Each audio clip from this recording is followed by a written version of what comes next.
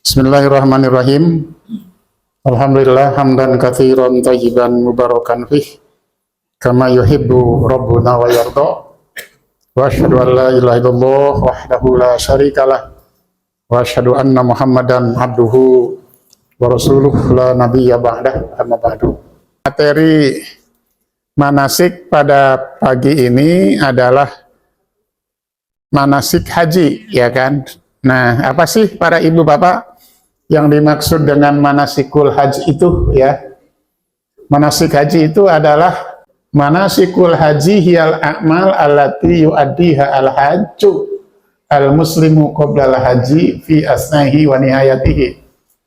Itu definisi manasik haji, ya, yaitu manasik haji adalah segala aktivitas yang dilakukan oleh orang muslim yang berhaji dimulai sejak sebelum haji, selama haji, sampai selesai haji.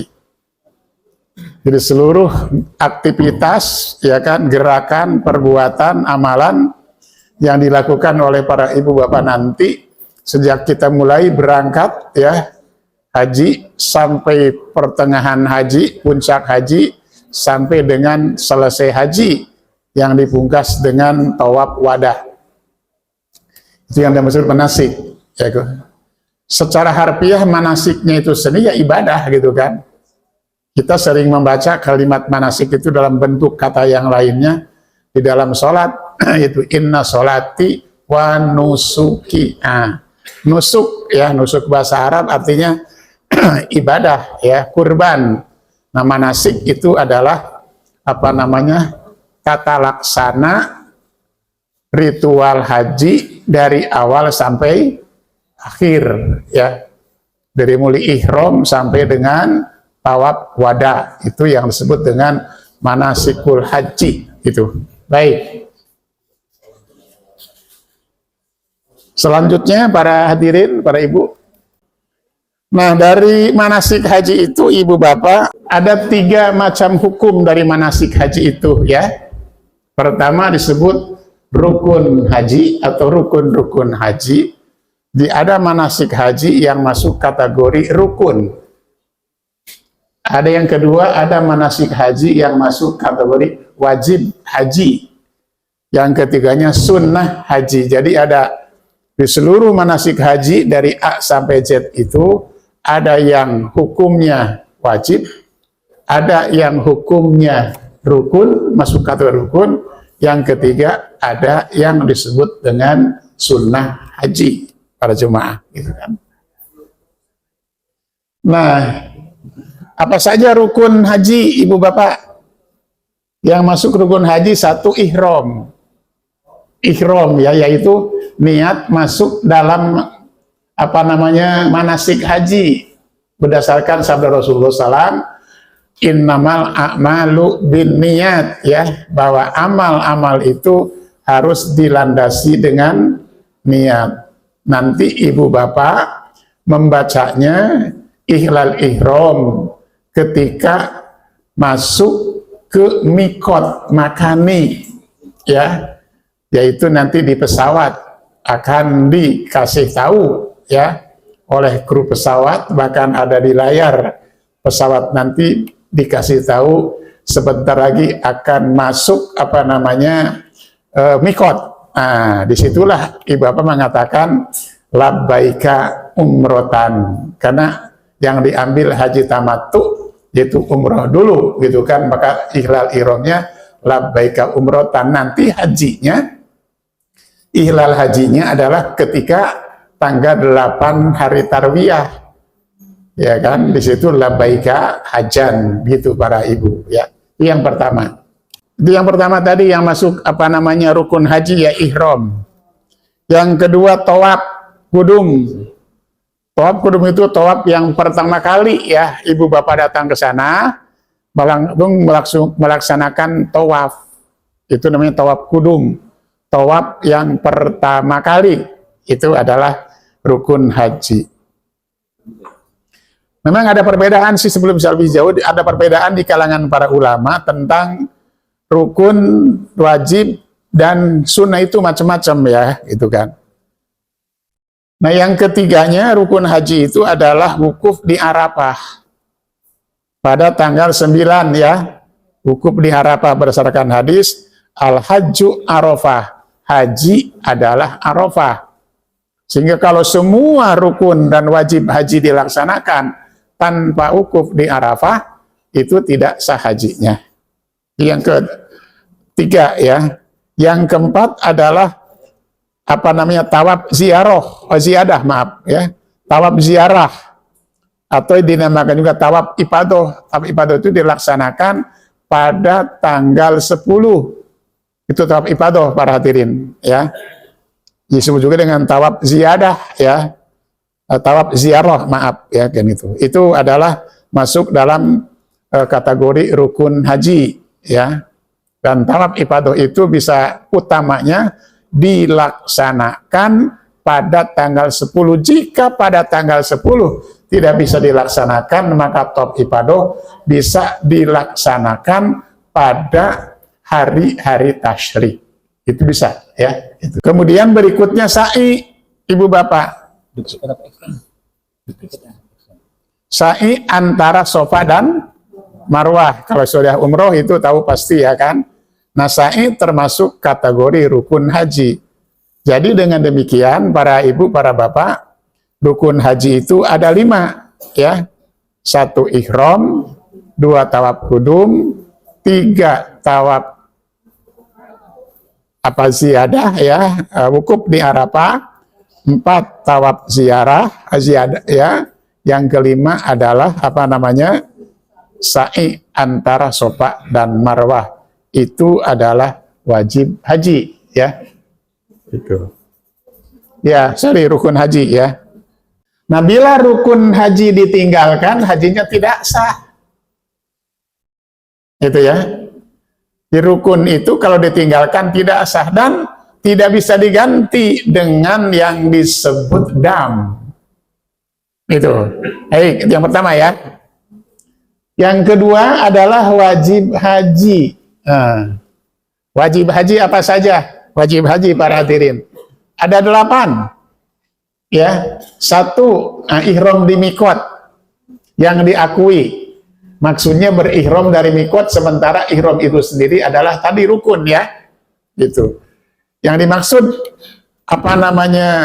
mikot yang diakui itu yang disebut oleh Rasul dalam hadisnya. Setiap orang yang datang ke Mekah untuk haji atau umroh ditetapkan mikotnya, yang kebetulan kita dari Indonesia itu adalah kalau laut di Yalamlam, kalau di pesawat di Kornal Manazil. Jeddah bukan tempat ihram.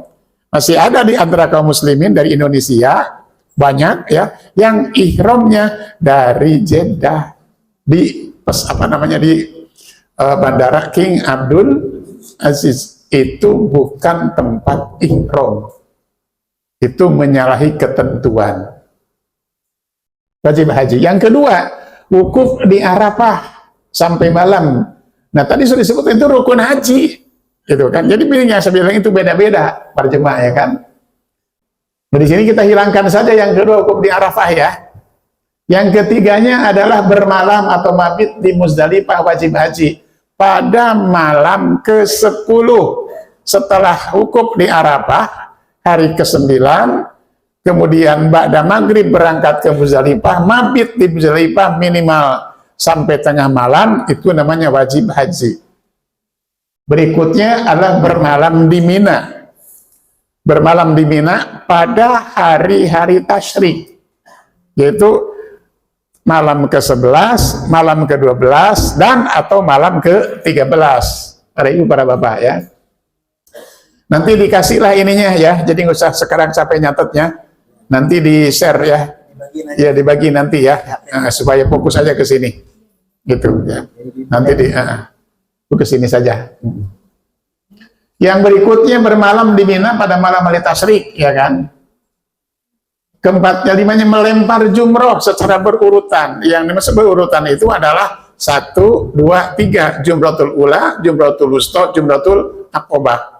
Di hari ke-11, 12, dan atau 13 gitu kan. Kalau hari ke-10 itu hanya jumroh akobah saja, 1 ya, sekali. Yang ke berikutnya mencukur gundul atau mencukur pendek itu merupakan wajib haji. Kemudian tawaf wada dan hadyu itu wajib haji berdasarkan Al-Baqarah 196. A'udzubillahi minasyaitonirrajim. Faman tamatta'a bil umrati ilal haji famastaisara minal hadi faman lam yajid fasyamu thalathata ayamin fil haji wa sab'atin idza raja'tum tilka asyaratun kamilah. Haji itu untuk haji tamattu dan haji kiron. Tamattu itu mendahulukan umroh, kemudian nanti ilal hajinya tanggal 8. Itu kiron itu menyatukan antara haji dan umroh. Kalau ifrad haji saja. Nah, orang yang haji kiron atau haji ifrad itu mereka tidak buka kain ihram. Kalau tamattu buka kain ihram setelah tahallul.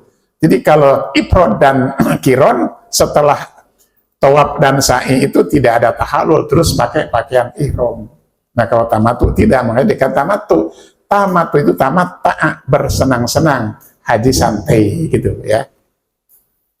Nah, ibu bapak, apabila wajib haji ini tidak dikerjakan atau ditinggalkan, hajinya tidak sah. Tapi bisa dibayar dengan dam. Bedanya, jadi kalau tidak mabit di Muzdalifah nggak sah hajinya, tapi bisa bayar dam. Tapi kalau rukun haji tidak dikerjakan, tidak sah, tidak bisa diganti dengan dam. Istilahnya diganti atau apa istilah yang tepat gitu kan? Atau tidak bisa didenda, dibayar dengan dam. Tidak bisa dinetralisir dengan dam. Tidak. Yang rukun itu. Kalau yang wajib tertinggal karena satu sebab menjadikan hajinya tidak sah, tetapi dia wajib membayar dam. Dam itu darah secara harfiah. Maksudnya menyembelih hewan. Gitu. Hewannya bukan unta, bukan sapi, kecil, kambing, walaupun kambing kacang. Itu ya. Itu wajib haji, ibu bapak. Kemudian yang ketiga adalah sunnah haji. Sunnah haji seperti apa saja? Satu, mabit bermalam di Mina malam Arafah. Itu malam hari Tarwiyah, tanggal 8 ke Mina, mabit di Mina di malam itu sunnah haji. Kalau tadi mabit di Muzdalifah, wajib haji. Mabit di Mina malam ke-11, 12, dan ke-11 itu wajib haji. Tapi malam ke-8 itu adalah sunnah haji. Makanya banyak atau umumnya jamaah haji Indonesia itu selalu tidak melaksanakan mabit di Mina. Hanya kita saja. Kalau johar itu persis sejak dulu sampai yang kemarin terakhir tetap mabit di Mina. Walaupun itu sunnah, gitu, ya kan?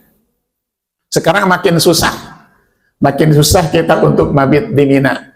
Ya pengalaman saya sudah lama, yang 2017 yang lalu, para hadirin, itu untuk mabit di Mina, kita tidak boleh sama maktab, dilarang sama maktab. Kalau maksa, dia bilang pintunya akan ditutup, air ditutup, listrik dimatiin gitu. Ya, tapi kita negosiasi, kemudian bisa masuk dengan catatan kita harus bayar. Ketika itu masih ingat, saya dikasih harga per orang 200 rial. Negosiasi dari Ba'da Asar sampai jam 10 malam, cuman diturunin 20 rial per orang. Lumayan gitu. Baru kita bisa mabit di Mina. Nah gitu. Ya, kalau orang lain mah enggak. Langsung tanggal 8 itu mereka malam hari ke Arafah. Kalau kita ke Mina dulu. Dari berangkatnya ke Arafah dari Mina, bukan dari hotel di Mekah. Kemudian intiba. Intiba itu selendangkan kain ke pundak kiri dan terlihat pundak kanan. Itu intiba namanya. Ya kan? Jadi itu sunnahnya seperti itu. Kalaupun tidak, nggak apa-apa. Cuma disunnahkan, dianjurkan banget ketika kita tawaf wudu dan sa'i, ya tawaf itu harus intiba. Tapi tawaf ibadah tidak harus intiba, karena memang tawaf ibadah sudah tidak pakai kain ihram, kecuali yang tawaf ibadahnya ditunda di hari tasyrik, begitu ya. Yang ketiganya romal. Romal ketika tawaf lari-lari kecil di 3 putaran pertama, itu sunnah. Jadi kalaupun tidak dikerjakan, enggak apa-apa, kan gitu pengertian sunnah, ya kan? Dan memang sulit pada praktiknya, ya. Kita lari-lari gitu, paratin. Kecuali di, di area sa'i, itu kadang-kadang sa'i disebut tawaf juga, gitu kan? Itu bisa, kalau di area tawaf di Baitullah, itu sulit, gitu. Yang keempatnya, mencium hajar aswad, itu sunnah. Dicium, atau diraba, atau dengan isyarat. Yang kelima, salat 2 rakaat, bukan 2 rakaat, ya. 2 rakaat di Maqam Ibrahim, di sekitar Maqam Ibrahim, setelah selesai tawaf kudum. Ada sholat 2 rakaat di Maqam Ibrahim. Yang keenam adalah doa dan zikir naik ke Sofa dan di Marwah. Itu doanya apa? Inna Sofa wal Marwata min syairillah. Nah, ibu bapak, itu sunnah-sunnah haji. Bila sunnah haji ditinggalkan, hajinya tetap sah, hanya kurang sempurna. Rasul bersabda, khudhu anni manasikakum, ambil oleh kalian dariku, kata Rasulullah, tata laksana ibadah haji kalian dengan tidak mempertimbangkan atau memisahkan ini wajib, ini sunnah, ini wajib, ini rukun, ini sunnah. Pokoknya seluruh rangkaian ibadah haji dari A sampai Z kita laksanakan. Itu yang Rasul inginkan. Sama dengan sholat. Kata Rasul, sholatlah kalian sebenarnya kalian mengetahui dan melihat bagaimana aku sholat, kan begitu. Nah, dalam sholat juga ada yang wajib dikerjakan, ada yang sunnah dikerjakan, kan gitu. Doa istiftah sunnah, ya kan. Kemudian apa itu namanya, baca surat juga sunnah. Kalau kita sholat tidak baca istiftah, kalau kita sholat tidak baca surat di 2 rakaat pertama, maka sholat kita sah, tapi tidak sholat seperti sholatnya Nabi, begitu. Jadi kalau ingin sempurna, ya kita persis selalu berupaya tidak memisah-misahkan mana rukun, mana wajib, mana sunnah.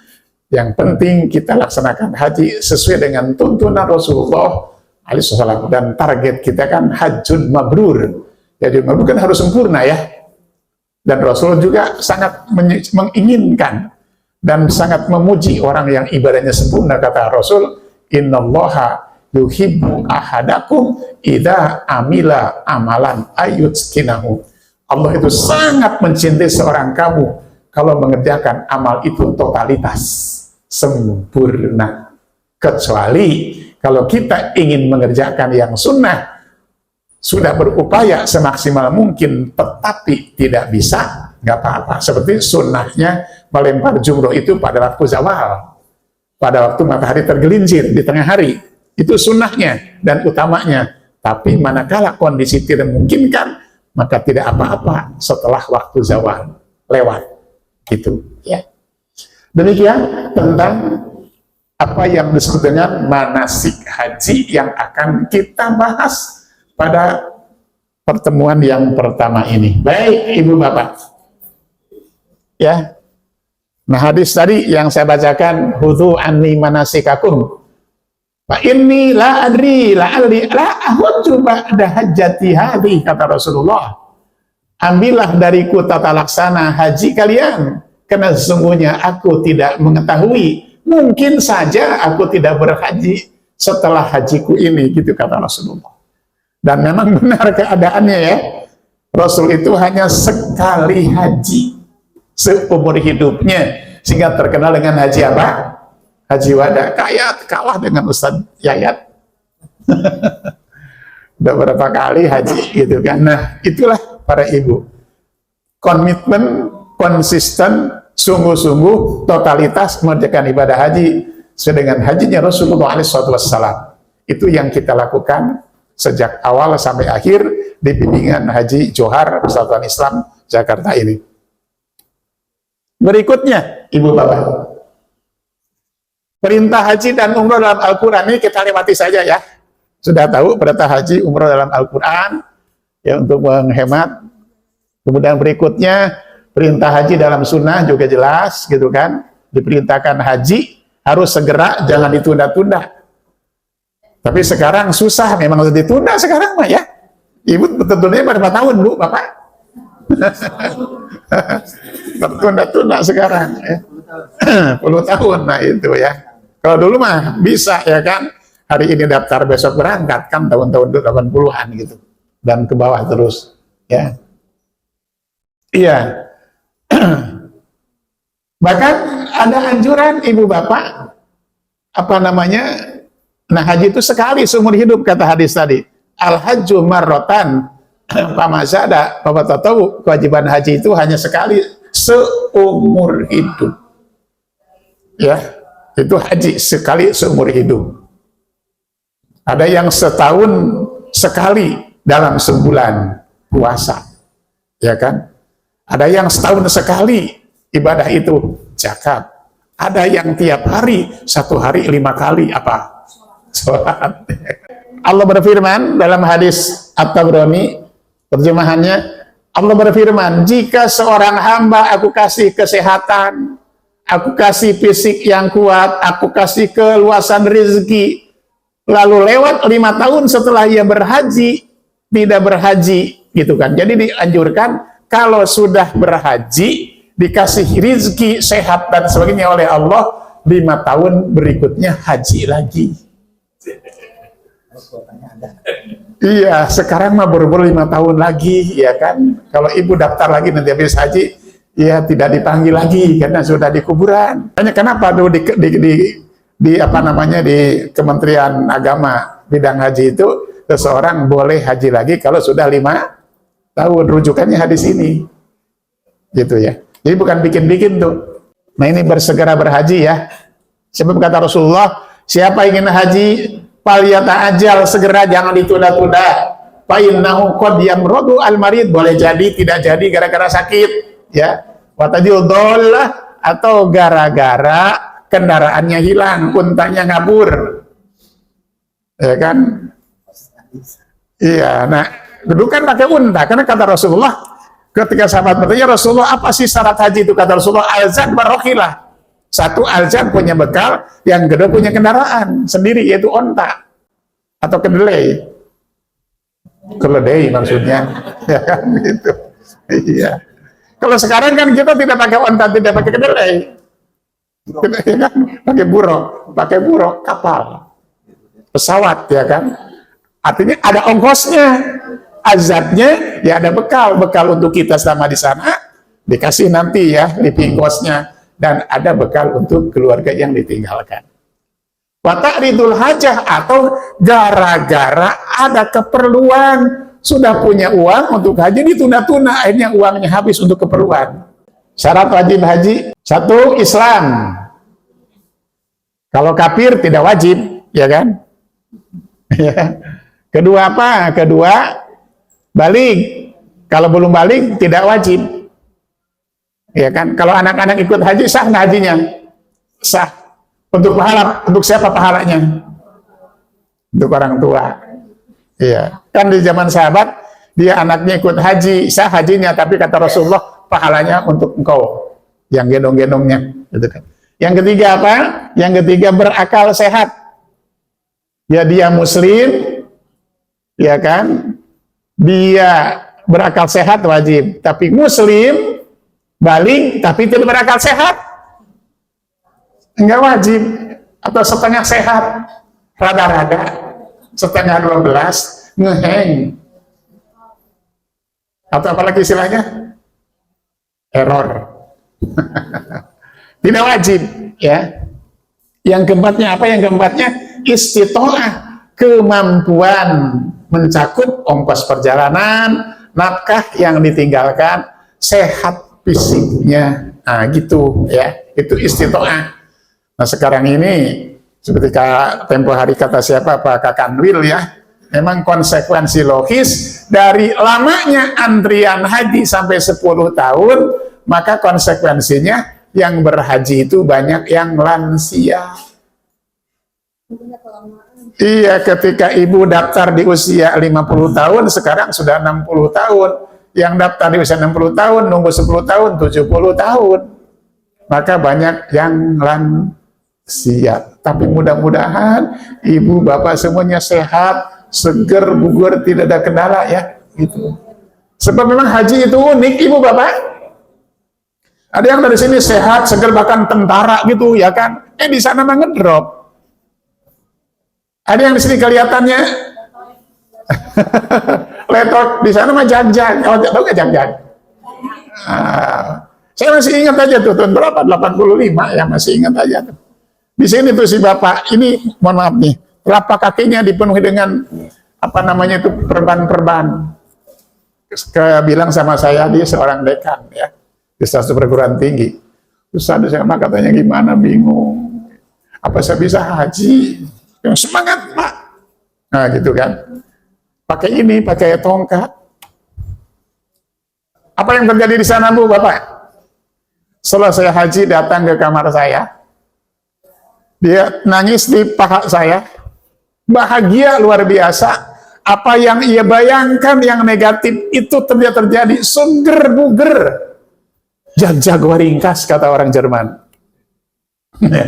Kuat, itulah uniknya haji. Ada yang kelihatan gagah, gesit, ya kan, sehat. Letoy di sana, ya kan, gitu. Maka berdoa dan saling mendoakan. Ya Allah, berikan pada kami kesehatan, kekuatan, dan kelancaran. Itu yang keempatnya. Yang kelimanya, yang terakhir, ya. Nah, cuma 4 ya. Nomor 1 dan nomor 3 ini syarat umum setiap kewajiban agama, ya kan. Nah, kalau istitoah tidak. Istitoah itu hanya haji saja yang harus istitoah. Kedua, ibadah yang disyaratkan istitoah, haji dan nikah. Kata Rasul, ya ma'syarasy syabab, man istata'a minkumul ba'ata falyatazawwaj, wa man lam yastati' falyabissaum fa innahu lahu wijah. Hei para pemuda, kata Rasul, siapa yang sanggup nikah, nikahlah. Siapa yang belum merasa sanggup, berpuasalah. Nah, jadi syarat nikah itu istitoah secara ekonomi. Walaupun secara fisik, secara biologis sudah mampu, tapi ekonomi belum mampu, ya istitoah. Bahkan ada ulama yang mengatakan kalau secara ekonomi belum mampu, haram bagi dia nikah sebab bisa menyengsarakan orang lain. Itu. Baik, kita masuk pada penjelasan berikutnya mengenai pengertian haji. Apa sih haji itu, Bu? Bapak? Haji itu secara bahasa artinya menyengaja, menuju, bermaksud, dan mengunjungi, dan kata-kata yang semakna dengan itu. Itu secara bahasa. Secara istilah, haji itu adalah menuju Baitullah dan tempat-tempat tertentu untuk melaksanakan amalan-amalan ibadah tertentu yang disebut manasik tadi. Ya, itu haji. Jadi menuju Baitullah dan tempat-tempat tertentu melaksanakan amalan-amalan tertentu dan ibadah-ibadah tertentu. Nah, itu haji secara syar'i ya. Nah, apa yang dimaksud dengan tempat-tempat tertentu, Ibu Bapak? Yang dimaksud tempat tertentu, 1 Ka'bah. Yang kedua, Mas'a, tempat sa'i, Safa dan Marwah. Yang ketiga, Mina, tempat menginap, mabit tadi di sana. Yang keempatnya, Arafah, tempat wukuf.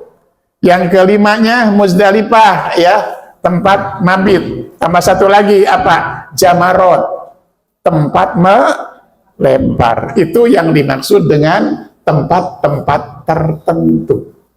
Jamarot sudah tercover di Mina, karena memang tidak ada jamarot kecuali di Mina. Gitu. Apa yang dimaksud dengan ibadah-ibadah tertentu?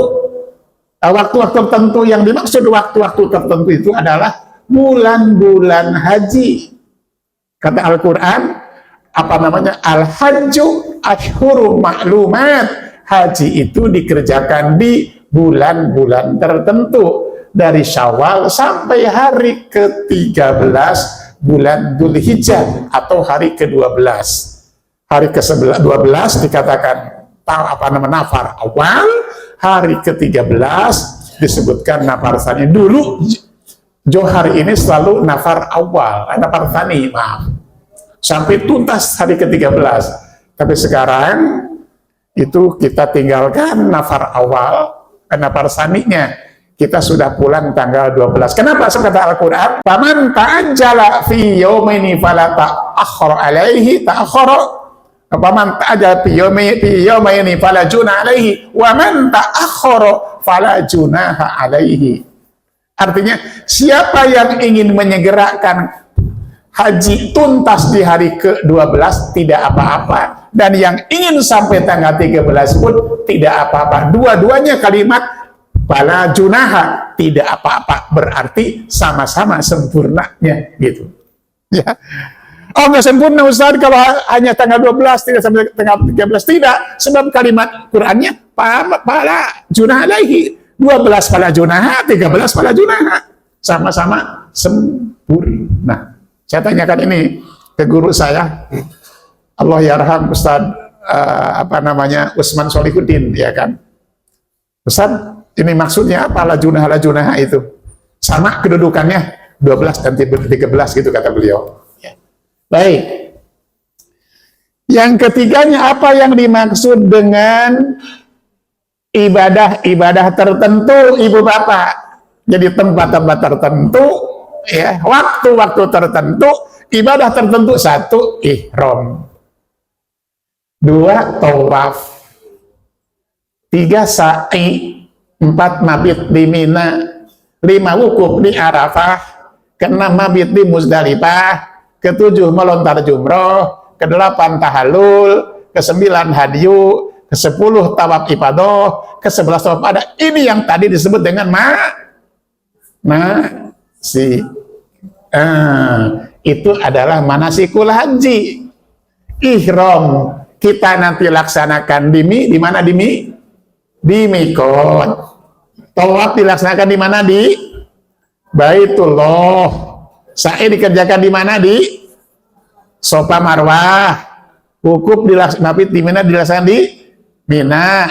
Ya, wukuf dilaksanakan di Arafah. Mabit malam ke-10 dilaksanakan di Muzdalifah. Melontar jumroh di Mina. Tahallul di Mina di hari ke-10. Ya.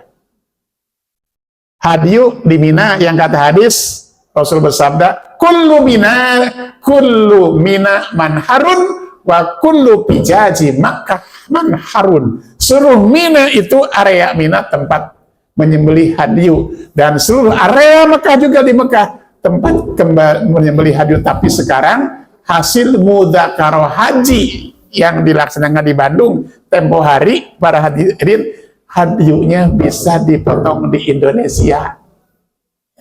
Ini yang saya belum serok banget dengan keputusan itu ya dari mudzakarah haji. Tawaf ifadah di mana Ibu? Bapak? Yang ada tawaf kecuali di Baitullah ya. Kali tawafnya di Monas gitu. Yang berikutnya tawaf wada, tawaf perpisahan. Pengertian umroh, kan kita umroh dulu. Umroh itu sama ziarah, mengunjungi tempat ramai, itu namanya umroh. Secara bahasa ya, secara istilah apa? Umroh itu menuju Ka'bah untuk melakukan amalan tawaf, sa'i, dan diakhiri dengan tahallul. Jadi umroh itu, nanti Ibu datang ke Mekah, ya kan? Setelah istirahat di hotel, siap-siap untuk melaksanakan umroh, karena haji tamattu itu kan, tawaf. Habis tawaf, sholat 2 rakaat. Habis itu ke Mas'a, tempat sa'i, dimulai dari Safa ke Marwah, bolak-balik 7 kali. Setelah selesai, tahallul itu artinya apa? Dari kata halala yuhallilu, tahlilan wa tahallulan. Jadi halal dari kata halal yakilu, halal. Tahallul itu halal. Artinya segala hal yang dilarang pada waktu ihram itu jadi halal. Ditandai dengan apa? Ditandai dengan mencukur rambut, menggunting rambut. Jadi kalau tahallul umroh nanti Bapak jangan digunduli dulu ya. nanti pas tahalul haji nggak ada rambutnya. Gitu ya. Jadi jangan terlalu semangat ya kan untuk ihram atau tahalul untuk setelah tawaf itu, setelah apa namanya umroh itu, jangan terlalu semangat digunduli dulu ya kan. Dibotakin lagi botaknya, botak klinis gitu kayak Deddy Corbuzier. Habis ya, nanti aja pas tanggal 10 habis melebar jumroh Aqabah, disitulah tahalul sampai lemang. Sampai bening, sampai mengkilap. Jangan lupa ibu nanti kalau tahalul botak itu kasih tahu ibu, ya kan? Kalau bisa ibu cukur sendiri kalau bisa ya gampang ke salon saja. Kenapa? Sebab ada kejadian, walaupun tidak bisa di sini kan, ada kejadian selesai haji si bapaknya dicukur gundul. Begitu ketemu dengan istrinya marah, tidak ridho punya suami gundul. Marahan itu gara-gara itu ibu. Istrinya marahan karena suaminya, kenapa kamu digunduli sih katanya. Padahal di sini diterangin, yang bagus itu yang digunduli. Tapi nggak suka lihat suaminya gundul. Padahal nanti kan mampu lagi ya. Baik, ibu bapak itu pengertian umroh ya. Berikutnya apa? Berikutnya macam-macam ibadah. Ini penting kita ketahui ya. Macam-macam ibadah. Ibadah itu ada yang dalam kategori makaniyah, zamaniyah. Ibadah yang terikat dengan tempat dan waktu, apa haji. Tadi disebutkan tempat tertentu, waktu tertentu, nggak bisa haji dipindahkan ke Indonesia. Maka disebut haji itu ibadah makaniyah, zamaniyah. Kedua, ada ibadah makaniyah, goir zamaniyah, umroh. Umroh itu harus di Mekah, tidak bisa di mana-mana, tapi zamannya bisa kapan saja. Sepanjang tahun kita bisa umroh. Kalau haji tidak sepanjang tahun, hanya ashurul haji saja, bulan-bulan haji, bulan Dzulhijjah puncaknya, ya kan? Yang ketiga, para ibu, para bapak, ada yang zamaniyah, goir makaniyah. Apa? Goir zamaniyah, goir makaniyah. Sholat mah terikat dengan waktu, yang 5 waktu itu. Tapi bisa kapan saja dan di mana saja. Bukan kapan saja, bisa di mana saja. Dimanapun kita berada, tetap sholat. Nah gitu para hadirin. Nah kemudian, para ibu, para bapak, materi yang akan kita bahas dalam manasik haji itu, semuanya, ya, semuanya. Manasik hajinya, umrohnya sekaligus, termasuk apa namanya sholatnya, karena ada sholat ketika di perjalanan di pesawat. Gimana caranya?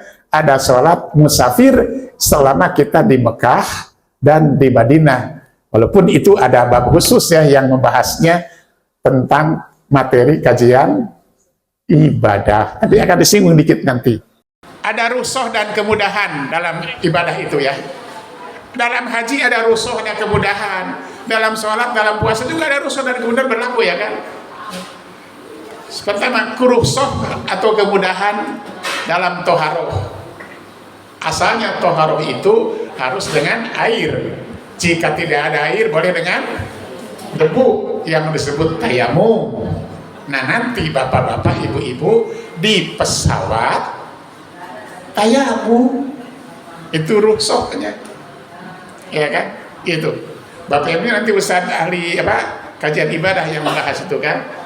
Berikutnya rusuh dalam sholat, ada jama' dan qasar, itu pun dikerjakan oleh bapak dan ibu, mungkin di pesawat. Dan yang pasti ketika ibu mengerjakan apa namanya sholat di Arafah, pasti ibu bapak mengqasar dan menjama' duhur dan asar. Di Muzdalifah jama' maghrib dan isya. Di Mina qasar tanpa jama', yang utama boleh qasar dan jama' gitu ya. Nah dalam haji juga ada kemudahan Ya para hadirin, seperti di haji yang lalu ada istilah murur. Murur itu hanya lewat di Muzdalifah. Kenapa? Karena ada ziham. Ziham itu kepadatan yang luar biasa. Termasuk ada beberapa kloter yang tidak nginep di Mina, tapi nginep di hotel. Tanazul. Itu. Karena terlalu padat di sana. Nah itu kemudahan-kemudahan para ibu bapak, termasuk melempar jumroh bisa dijama. Gitu, bisa dijama. Misalnya kita tidak melempar jumroh di hari ke-11, maka jumrohnya dijama di hari ke-12. Itu adalah kemudahan dalam ibadah. Nah ketika, kan dalam kaidahnya begini, manakala muncul kesulitan maka datang kemudahan, gitu kan. Itu kaidah fikihnya gitu. Manakala muncul kesulitan, idza daqat ittasa'at, kata hadis. Mau ada kesulitan, muncul kemudahan. Dan itu menegaskan fleksibilitas syariat Islam, begitu. Nah, merasa tidak puas dalam ibadah, para hadirin, merasa tidak sempurna, maksudnya itu boleh ya. Jadi merasa tidak puas boleh. Tetapi merasa tidak sempurna, jangan. Atau merasa tidak afdol, jangan. Karena kalau sudah sesuai dengan tuntunan Rasul, ya puas, afdol, gitu kan. Ibadah itu standarnya dalil, bukan perasaan. Rasanya nggak afdol nih, enggak. Rasanya nggak puas, jangan. Standar ibadah itu adalah dalil. Kalau kata dalil A, B, C, D begitu, ya udah. Kalau merasa belum puas, nanti pergi lagi ke sana. Ibu, bapak, haji itu nggak puas-puas. Sudah sekali, ingin dua kali. Dan dua kali ingin yang ketiga, terus ingin saja. Kalau udah berhaji itu, ini si hati dan pikiran kita itu tertambat terus ke sana, rindu. Kalau belum haji, rindu ingin haji. Setelah haji, makin rindu. Sholat musafir itu ada dua, ada qashar, melaksanakan sholat yang 4 rakaat jadi 2. Ada jama', 2 macam sholat pada satu waktu. Ada beda jama' dan qashar. Qashar itu keharusan, jama' itu pilihan. Saya ulangi, qashar itu keharusan, jama' itu pilihan. Misalnya Rasul sholat di Mina pada tanggal 10, 11, tanggal 8, tanggal 10, 11, 12, 13, Rasul mengqashar sholat, tapi tidak menjama'. Dua pada waktunya masing-masing. Tapi di Arafah dan di Muzdalifah jama' dan qashar. Kenapa saya katakan jama' itu pilihan? Sebab jama' tidak hanya untuk orang musafir, yang tidak musafir pun boleh menjama' salat. Hadisnya sahih. Jadi qashar dan jama' boleh. Di Mina juga boleh kita jama' qashar, tapi yang utama hanya di qashar tanpa jama'. Kemudian ibu bapak, jama' ada 2, ada jama' takdim. Takdim itu dimajukan. Asar di waktu duhur, isya di waktu maghrib. Itu namanya jama' takdim, didahulukan. Yang kedua adalah jama' takhir, yaitu mengakhirkan duhur di waktu asar, maghrib di waktu isya. Seperti Rasulullah di Arafah itu jama' takdim qashar, mengerjakan sholat duhur dan asar di waktu duhur. Di Muzdalifah jama' takdim, jama' takhir qashar. Gimana tata laksananya? Sama, sesuai dengan urutan waktu. Itu ya, itu sholat musafir.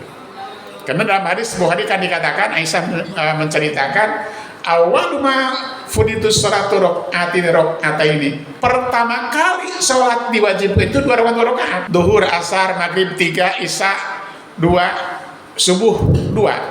Awalnya falamma hajaro, kata Aisyah, ketika hijrah ke Madinah, para ibu, para bapak, maka ditetapkanlah ukirat sholatus safar, ditetapkanlah sholat musafir itu 2 rakaat. Wazidat sholatul hadar, sholat yang ada di negeri sendiri ditambah menjadi 4. Duhur, asar dan isya berubah jadi 4. Subuh dan maghrib tetap pada keadaan semula.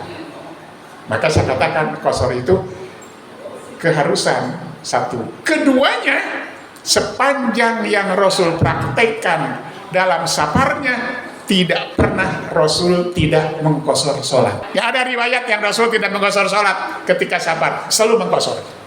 Begitu. Ya, kalau kita suka banyak alasan karena kebodohan, ya kan kita banyak waktu, ngapain dikosor? Kosor itu kaitannya bukan dengan banyak waktu, sedikit waktu, bukan. Kosor itu kaitannya dengan safar. Kalau safar, sibuk tidak sibuk, sunnahnya adalah kosor. Catatannya, mengkosor sholat bagi musafir adalah keharusan. Itu tadi ya kan, yang sudah saya sebutkan ya kan, menjamak sholat bagi musafir adalah pilihan. Sekali lagi, merasa tidak puas boleh, tapi merasa tidak sempurna, merasa tidak afdol jangan. Ibadah itu standarnya dalil, bukan perasaan, dirasa-rasa gitu kan. Iya, di dalil. Lebih Nabi Tilab dulu kata Ali, lau kana dinu birro'i lakana asfal khuffi aula bil masjidin alahu laqad ra'aytu Rasulullah yamsahu dhahira khuffihi. Kalau kita sedang safar, para ibu para bapak, ketika wudu, pada saat kita bersepatu, berkaos kaki, kita dalam keadaan suci, lalu kita batal, maka saat kita berwudu boleh tidak membuka sepatu, boleh tidak buka alas kaki. Nanti alas kaki kita, sepatu kita disapu, yang disapu bagian atasnya bukan bagian bawahnya. Kata Ali, jika agama itu dengan akal, sepatutnya saat menyapu sepatu itu disapu yang bawahnya bukan yang atasnya. Tapi aku lihat Rasulullah menyapu sepatu bagian atasnya. Itu kalau agama pakai akal, pakai perasaan. Umar bin Khattab ketika mencium Hajar Aswad, tidak kayak kita saling sikut, saling dorong. Umar mah termenung dulu dan dia berkata, wallahi inni la uqabbiluka wa inni a'lamu annaka hajar la tanfa wa la tadurru laula anni Rasulullah qabbalaka ma qabbaltuka. Batu hitam, aku tahu persis itu batu, benda mati yang tidak akan datang manfaat dan madarat, tapi aku demi Allah akan mencium kamu. Tapi kata Umar, sekiranya aku tidak melihat Rasul menciummu, aku tidak mencium. Apa gunanya cium Hajar Aswad kalau pakai akal gitu? Jadi standarnya bukan akal, pikiran, bukan perasaan, tapi dalil. Dalil itu apa? Dalil itu apa? Dalil itu Quran dan sunnah. Pendapat ulama dalil bukan? Bukan dalil. Starting haji nih, dari mana kita mulai nih haji, Bu? Bapak? Dari sini mulai nih, sedang mulai nih kita mau haji nih. Bimbingan manasik haji. Maka ikuti dengan baik, ikuti dengan seksama gitu kan. Ibadah itu harus berdasarkan ilmu. Semakin mantap kalau ibadah pakai dasar ilmu. Kumpul nanti pada waktunya, kalau ditentukan kapan berangkat, Bapak Ibu akan ngumpul di sini, ngumpul di kantor PWPDASIS. Sudah pakai seragam haji itu, udah keren. Dari sini kumpulnya, sudah pakai seragam, sudah bawa kantong, ya kan, dan sudah siap-siap untuk nangis gitu. Iya, nangis semuanya nanti gitu kan. Nangisnya nangis bahagia, nangis haru. Udah 10 tahun nunggu, sekarang alhamdulillah terlaksana. Dari situ kemana, Bu? Menuju asrama haji Pondok Gede. Tahu kan? Di mana asrama haji? Di Pondok Gede, bukan di Mekah. Asrama haji itu enak sekarang mah, ya kan? Kayak hotel lah sekarang mah, enak, ada AC-nya gitu kan. Nggak tahun-tahun 80-an mah enggak, Bu. Ada 2 ranjangnya atas bawah pakai kipas angin. 2000 masih. 2000 masih ya. Iya gitu. Asrama haji terus dari sini, nah ini Pondok Gede, Ibu akan diantar ke sana ya oleh kami nanti di sini. Nah dari situ apa yang dilakukan apa Ibu Bapak Nah, di pondok gede nanti ya ibu bapak harus mandi sunat ihram. Mandi besar seperti mandi junub. Niatkan dalam hati karena ini mandi ibadah. Harus pakai niat. Dalilnya tadi itu innamal amalu binniyat wa innamal likulli imri'in ma nawa. Wajib pakai niat, kalau tidak pakai niat tidak sah. Karena ibadah itu harus dengan dasar niat. Tapi kalau mandi biasa tidak harus pakai niat. Apalagi mandi ular. Tahu nggak mandi ular? Mandi ular itu cuman dari sini ke bawah, kepalanya nggak disiram, itu mandi ular. Kalau mandi besar, walaupun itu bukan mandi junub, diniatkan untuk toharoh, tidak perlu wudu lagi. Itu nanti Bapak Ustadz ya, Bapak Ustadz Ndang. Jadi mandi sunat jangan lupa ya. Bawa sampo dari sini, ya kan, bawa sabun dan semua. Pokoknya alat mandi lah udah disiapin. Kemudian dari situ langsung menuju Bandara Soekarno-Hatta. Naik apa? Naik bis. Naik bis ya ke sana. Langsung ke bandara. Dan itu check-innya sudah di Pondok Gede, Ibu. Check-innya sudah di Pondok Gede sehingga ke sana tidak check-in lagi di bandara sana. Langsung menuju tempat pesawat. Sudah check-in lagi. Di Pondok Gede sudah check-in gitu kan itu. Nah, dari Pondok Gede sudah persiapan bapak-bapak kain ihram. Iya, sudah persiapkan pakai, sudah disampingkan, sudah disarungkan gitu kan. Bisa masih pakai celana, pakai kaos silahkan. Cuma yang enak memang begitu supaya tidak ribet di pesawat, gitu kan. Hanya masih pakai celana dan tapi catatan usahakan si celana yang paling dalamnya sudah dibuka supaya nanti di pesawat tinggal diperosotin aja tuh celananya itu. Nah, persiapan ihram di atas pesawat sudah siap nanti gitu ya, saya bilang tadi. Begitu nanti pembimbing Ustadz Arfi ya akan ngasih isyarat, dan di layar pesawat juga sudah ada dikasih tahu sebentar lagi kita akan masuk mikot, siap-siap. Hati-hati Ustadz Arfi ketiduran. Iya, tidak ngasih komando kepada jamaah nanti saatnya. Kata Ustadz Arfi, sekarang kita masuk mikot. Mulai kita berihlal ihram, membaca apa tadi? Labbaika. Jangan salah, jangan hajat. Labbaika umrotan, cukup labbaika umrotan, tidak usah pakai Allahumma. Labbaika umrotan itu di atas pesawat. Nah, ini haji itu bermula dari mikot. Di mikot ini kita sudah siap dengan pakaian ihram. Ya, pakaian ihram bagi laki-laki luar ya. Bagi perempuan, ibu-ibu sekarang juga ibu sudah ihram. Cuma diusahakan pakaiannya yang putih ya. Sebagus-bagus pakaian yang putih. Kalau orang Ethiopia sama orang-orang Afrikanya yang belang-belang, yang macam-macam nggak apa-apa. Prinsipnya kan nggak apa, yang penting pakaiannya menutup aurat. Cuma kata Rasul yang paling bagus pakaian putih. Untuk kata hadis itu pakaian putih itu yang paling bagus lil ahya wal amwat, baik orang yang hidup termasuk orang yang mati dipakai pakaian putih, kain kafan. Iya. Apalagi bagi laki-laki, kalau meninggal ketika ihram cukup dikasih kafan dengan kain ihramnya 2 lembar gitu. Nah, di atas pesawat ini nanti setelah sampai di mikot makani dikasih aba-aba, ibu bapak baca labbaika, bareng labbaika umrotan. Dilanjutkan dengan apa? Dengan talbiyah. Yuk kita bareng ya. Labbaik Allahumma labbaik, labbaik la syarika labbaik, innal hamda wa ni'mata laka wal mulk la syarika lak. Bareng lagi, silakan. Labbaik Allahumma labbaik, labbaik la syarika laka labbaik, innal hamda wan ni'mata laka wal mulk la syarika lak. Harus hafal ya, dan terus dikumandangkan itu Bapak Ibu. Terus dikumandangkan ya, jangan loyo. Semangat, jangan malas-malas, semangat labbaikannya di pesawat itu kan. Dan biasanya wallahu alam tergantung ya kondisi spiritual kita gemeter hati kita, bangun bulu roma kita, masuk meresap ke dalam hati, tergerak hati itu para ibu, gemeter, nangis. Labbaik Allahumma labbaik, ya Allah, ku penuhi panggilanmu. Nanti itu di kajian berikutnya kita bahas apa namanya talbiyah ini kan.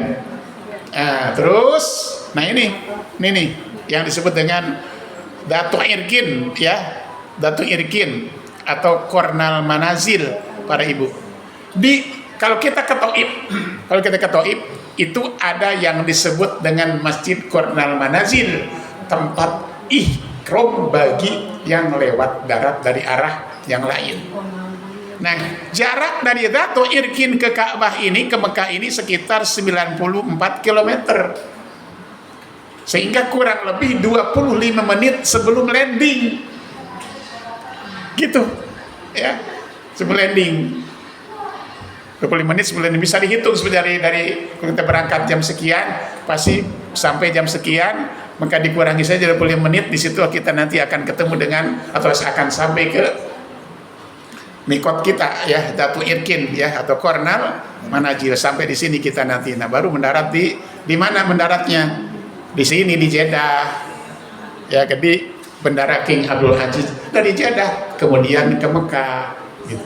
Kalau lewat lautnya di Yamlam ini, ya Lamlam di Jeddah beberapa kalau lewat laut. Sekarang sudah tidak lewat laut lagi gitu kan. Nah, kan sudah pakai ihram tuh. Tadi dikatakan intiba ya. Ini intiba begini ya. Ini di pundak kiri yang ditutup, pundak kanan yang terbuka. Bagi ibu-ibu, perempuan sama begini. Ya, tidak ada bedanya. Pakaian ihram dengan pakaian sehari-hari. Sunnahnya intiba.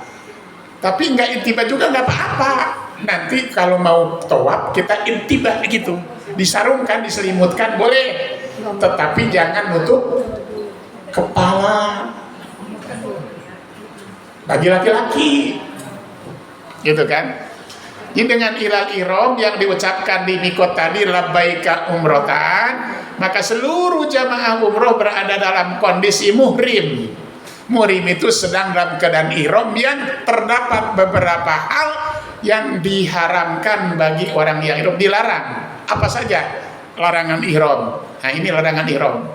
Satu, bagi laki-laki tidak boleh mengenakan penutup kepala, topi, kopiah, baret, ikat ya, dan sejenisnya nggak boleh ya kan. Atau pakai sepatu, pakai kaos kaki yang menutup dua mata kaki tidak boleh. Maka siapkan sandalnya gitu kan, yang tidak menutup mata kaki, itu ya sandal gunung dan sebagainya ya gitu. Kalau ibu-ibu mah lengkap sempurna dengan kaos kakinya gitu kan. Itu enaknya ibu-ibu tuh ya. Yang kedua, wanita dilarang memakai cadar dan kaos tangan, jangan pakai kaos tangan nih ya, jangan. Ada orang mengatakan kan suka banyak ibu-ibu pakai kaos tangan, tapi ininya kelihatan. Yang dimaksud dengan apa namanya kafain itu adalah dua telapak tangan itu, ibu bapak, adalah yang dimaksud telapak tangan itu bagian dalam dan bagian luar. Maka ada istilah batnul kafi dan dohrul kafi. Dohrul kafi ini punggung telapak tangan, ini batnul kafi telapak tangan bagian dalam. Semuanya telapak tangan. Dan mengatakan ini masih aurat, bukan, ini masih telapak tangan, hanya bagian atas, cuma yang fungsinya beda.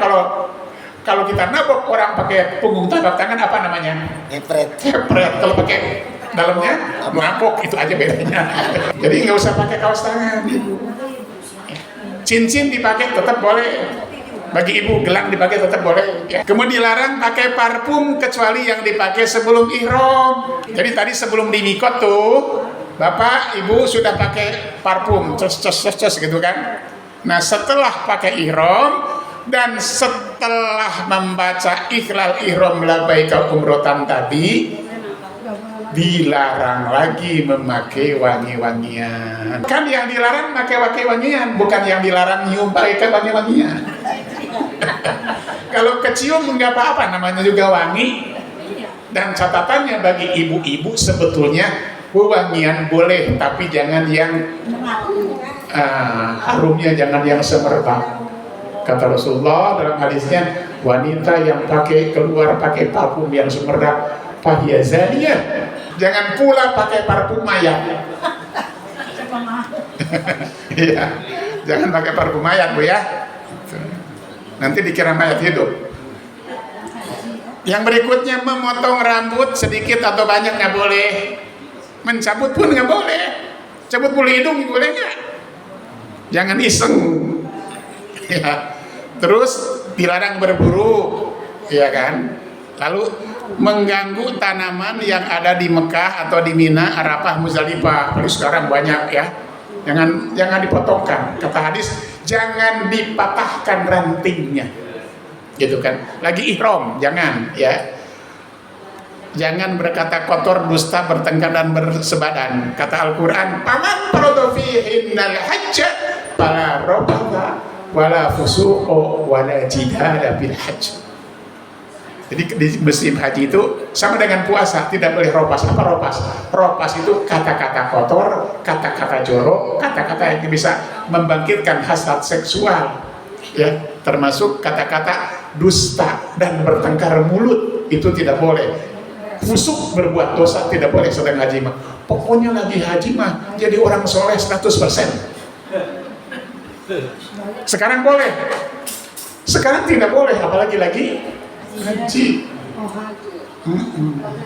Gimana kalau sudah haji? Malu Pak Haji masih berkata kotornya gitu. Tidak boleh bersebadan, hubungan suami istri haram. Nanti kalau sudah tahallul umroh, boleh cari kamar barokah. Hanya Ustadz Arfi. Tapi ada ininya, kalau Ustadz Arfi yang nyari itu ada fee-nya. Prosentasenya berapa gitu. Saya masih ingat tuh ada jamaah ibu bapak begitu selesai umroh, ya satu kamar dengan saya. Ustadz, malam ini saya dan istri datang ke kamar saya, nggak nginep di sini. Katanya, kenapa? Saya sudah dapat kamar katanya. Tapi ngasih jajan sama saya gitu ya kan. Kalau ngasih jajan saya izinin. Itu jadi boleh berhubungan badan kalau sudah tahallul. Yang terakhir, tidak boleh meminang, menikah dan menikahkan. Nggak boleh meminang, nggak boleh menikah, nggak boleh jam kabul, menjadi wali juga nggak boleh lagi haji. Itulah al-muharramat, perkara-perkara yang diharamkan ketika sedang ihram. Dari sini Kang Abdul Haji, nanti Bapak Ibu akan masuk ke mana? Nah, ke imigrasi, ya, diperiksa nanti paspornya. Ya, sekarang makin cepat, makin bagus, lama-lama nunggunya Ibu ya. Gitu kan. Antriannya lama, sebab yang datang bukan hanya kita, yang datang dari berbagai penjuru datang itu ya kan, bareng nanti ke sana. Jadi disitulah mulai para ibu, para bapak mempersiapkan sabar. Usahakan ibu-ibu didahulukan, yang lansia didahulukan, yang seger-seger bantu, apalagi ada karu ya, kepala regu itu harus membantu. Jangan prabu duluan, kemudian anggotanya di belakang, jangan. Mulai bersabar. Sabarnya harus banyak banget di sana. Nah, di imigrasi, habis imigrasi selesai, ibu bapak akan nunggu di satu tempat di terminal haji itu, menunggu diberangkatkan ke Mekah. Mudah-mudahan di gelombang kedua langsung ke Mekah.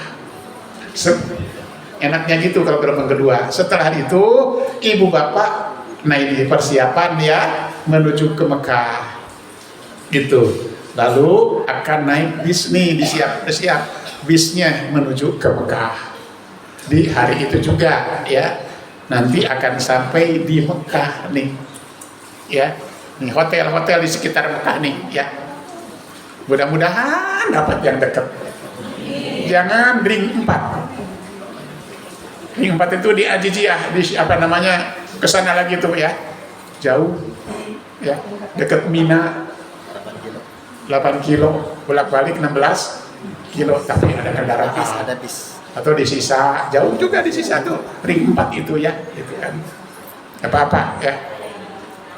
insya Allah rezeki ibu bapak yang soleh dapat dekat. Amin, amin.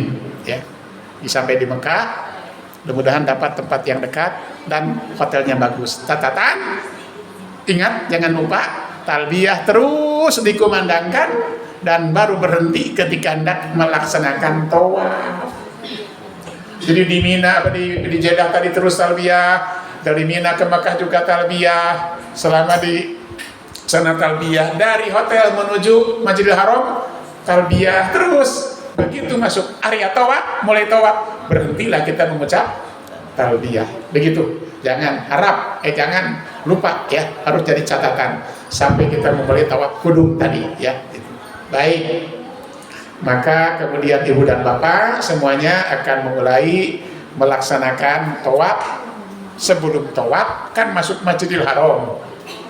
Sebab Ka'bah ada di Masjidil Haram, ya kan? Ada di dalam sini nih Ka'bahnya nih, ya kan?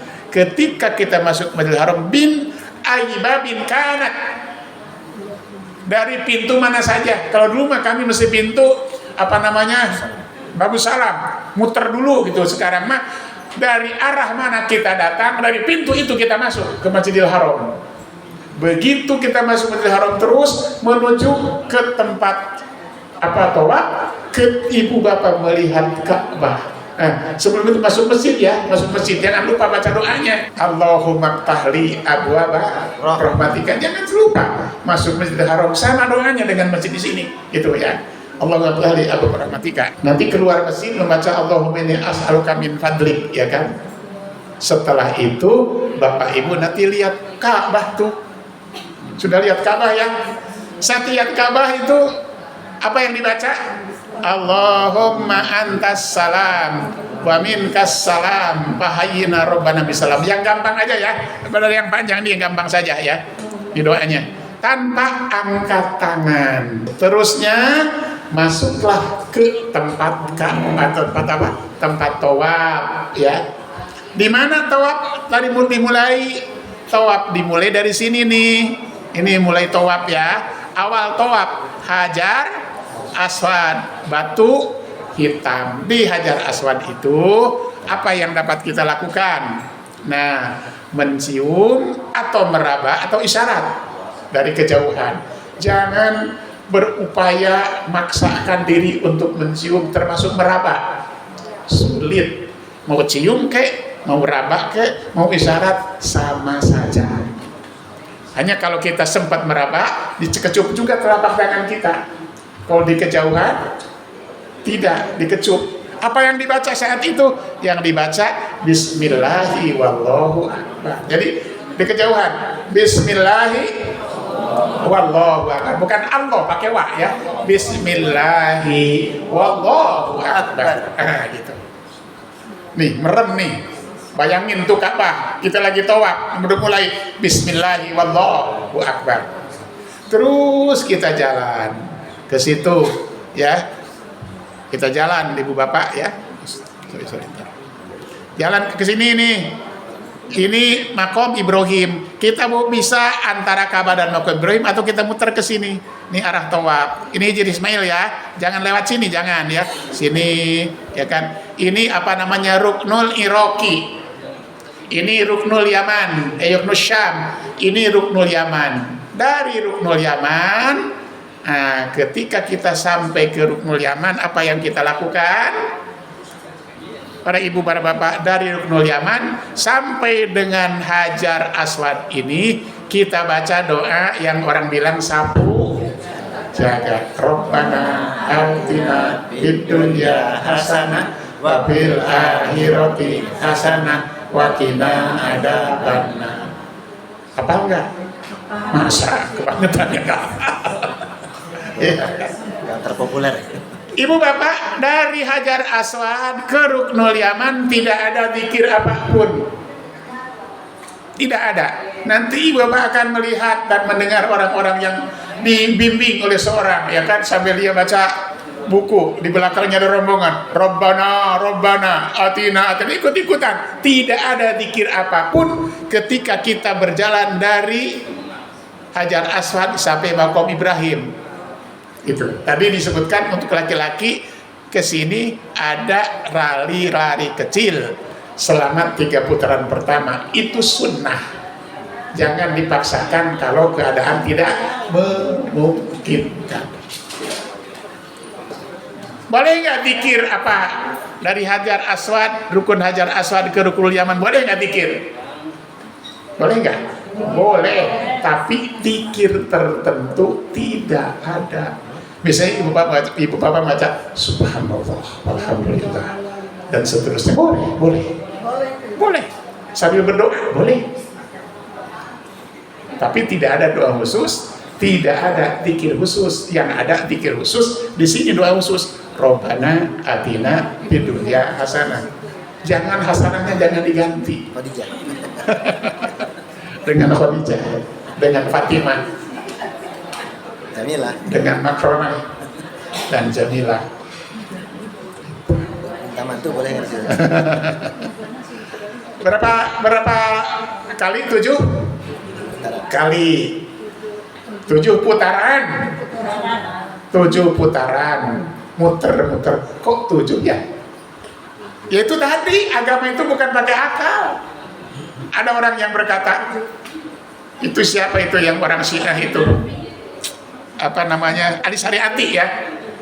Ali Syariati dalam bukunya Al-Hajj ya menjelaskan kenapa 7? Karena bumi 7 langit, bumi langit 7 lapis, hari ada 7, jadi 7 katanya. Wallahu alam, itu apa korelasinya antara 7 langit dengan 7 hari, hubungannya dengan 7 putaran? Wallahu alam, tidak ada hubungannya.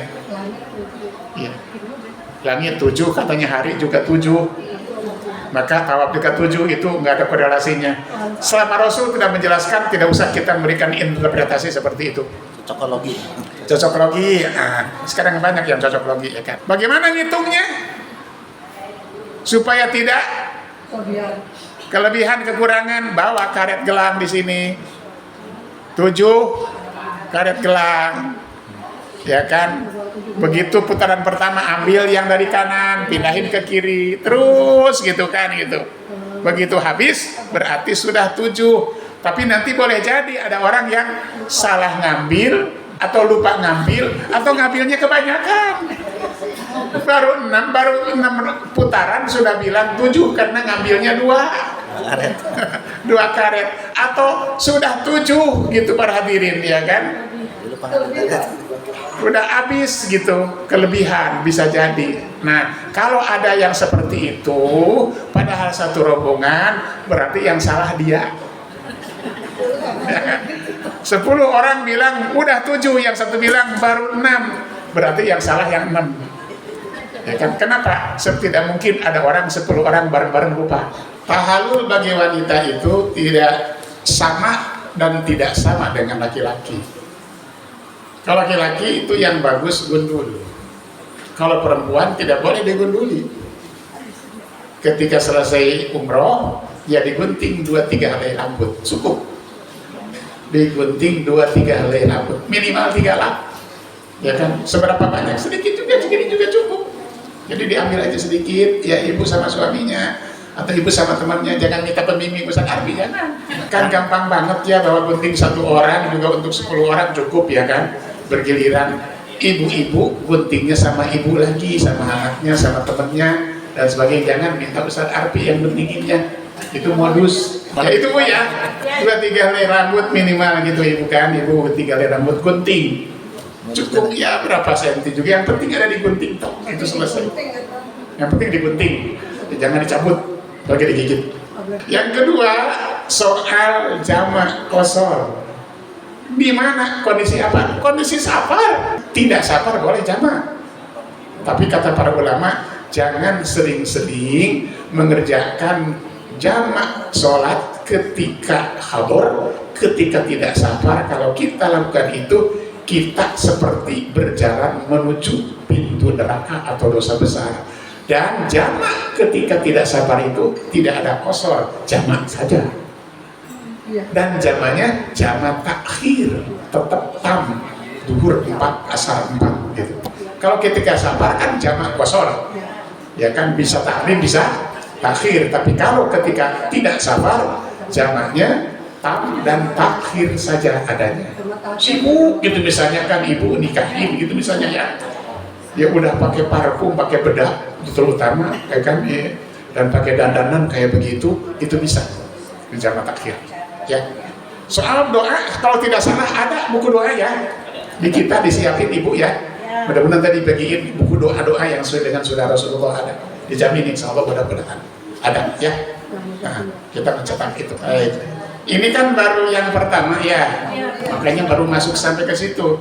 Nanti kita akan bahas perjalanan haji dari A sampai Z. Nah, insya Allah kita bahas nanti itu kan. Dari mulai kapan, dari kapan terus dan bagaimana seterusnya itu kita bahas nanti ada. Makanya kalau nggak salah ada berapa kali sih?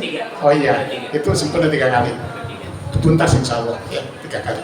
Inilah di antara kita itu. Saya pernah berdebat dengan salah seorang di pengajian ya, ternyata dia tuh ustadz ya, ustadz gitu.